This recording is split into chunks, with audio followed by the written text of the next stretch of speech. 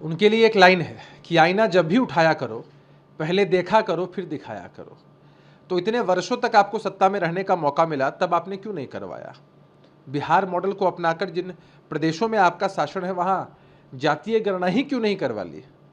तो अब केंद्र की सरकार ने थोड़ी देरी से ही सही, लेकिन यह फैसला किया है, तो काफ़ी स्वागत योग्य है। तिथि भी निर्धारित हो चुकी है, पहले ये तिथि के लिए ही हल्ला कर रहे थे। तो जब इतनी चीज़ें हो चुकी हैं, इतनी बातें हो चुकी हैं, तो निश्चित रूप से बहुत बेहतर तरीके से सरकार के द्वारा इसको अंजाम दिया जाएगा। अब कांग्रेस पार्टी को लग रहा है कि विरोध करने के लिए कोई मुद्दा नहीं बचा है, इसलिए जयराम रमेश जी इस तरह की बातें, इस तरह के बयान दे रहे हैं।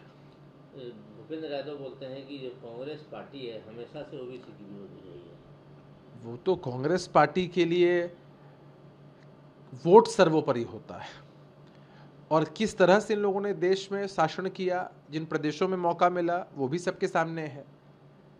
पिछड़ों अति पिछड़ों के विषय में ये सोचते ही नहीं थे, और अब जब लग रहा है कि पॉलिटिक्स इस दिशा में बढ़ रही है, तो एक ढकोसला इनकी तरफ से दिया जा रहा है और सिर्फ राजनीतिक नौटंकी की जा रही है।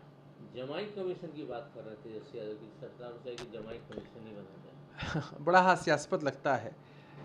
आयोग में किसी भी व्यक्ति को यदि स्थान दिया जाता है तो योग्यता के आधार पर दिया जाता है, और हर व्यक्ति की अपनी इंडिविजुअल आइडेंटिटी होती है। तेजस्वी यादव जी जो आरोप लगा रहे हैं, अपने गिरेबान में झांक कर देखें कि उनके माता पिता के शासन में पत्नी के भाई, यानी सालों की सरकार सालों तक चली, और किस तरह से बिहार का बेड़ा गर्क हुआ। तो परिवारवादी और वंशवादी पार्टी से आने वाले लोग जब इस तरह के बयान देते हैं तो अच्छा नहीं लगता है। लेकिन उन्होंने एक दो तीन बातें और कही कि ट्रांसफर पोस्टिंग, लेन देन बिना पैसे के कुछ नहीं। तो अब तेजस्वी जी से आप क्या उम्मीद करेंगे कि तेजस्वी जी सरकार की तारीफ करेंगे, भ्रष्टाचार के आरोप नहीं लगाएंगे? अरे भाई, जब ये मंत्री होते हैं, उनके डिपार्टमेंट की जांच इनके जाने के बाद होती है, क्या क्या मालूम चलता है।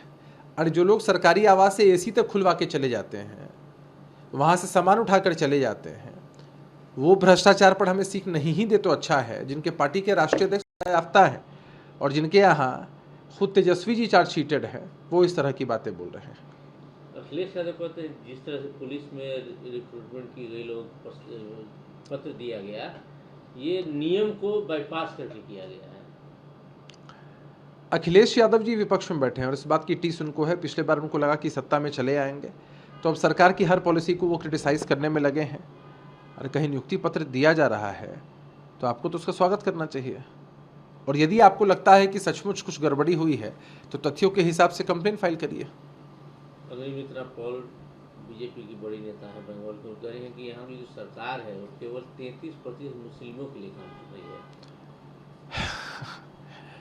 हमें लगता है कि जो शासन पश्चिम बंगाल में है, जहाँ का जिक्र आपने किया, वो शासन बेहतर नहीं है, और जिस तरह वहाँ तुष्टीकरण की नीति अपनाई जाती है, भेदभाव किया जाता है, वोट को आधार मानते हुए कार्रवाई भी की जाती है, वो वहाँ के लोगों के लिए अच्छा नहीं है, बहुत घातक है। लोकतंत्र के लिए ये चीज़ें बेहतर नहीं होती हैं। ये अभिषेक बनर्जी ममता जी के भतीजे हैं, उन्होंने कहा कि पहलगाम में जो घटना हुआ उसमें जिम्मेवारी नहीं तय की गई, बचते रही सरकार। ऐसा कतई नहीं है। उच्च स्तरीय जांच उसमें चल ही रही है। जहां इंटेलिजेंस की चूक हुई, सुरक्षा में फेलियर हुआ, उसको तो सरकार और जो भी लोग जिम्मेदार हैं स्वीकारने को तैयार हैं ही। लेकिन लाशों पर भी राजनीति करना हमारे विपक्ष के साथियों की आदत में शुमार है। ऑपरेशन सिंदूर अभी स्थगित हुआ है, थमा नहीं है। हमारी सेना ने मुंहतोड़ जवाब दिया और पीड़ित परिवारजनों के प्रति संवेदनाएं पूरे देश ने व्यक्त की हैं। ऐसी दुख की घड़ी में भी इनको राजनीति ही सूझ रही है, तभी इस तरह के बयान दे रहे हैं। पहले तो साथ में थे, अभी सपोर्टिव कर ऑपोजिशन, वो कभी साथ में नहीं थे। देश पर इतनी बड़ी विपत्ति आई, लोग मर्माहत हुए, हम सब दुखी हुए।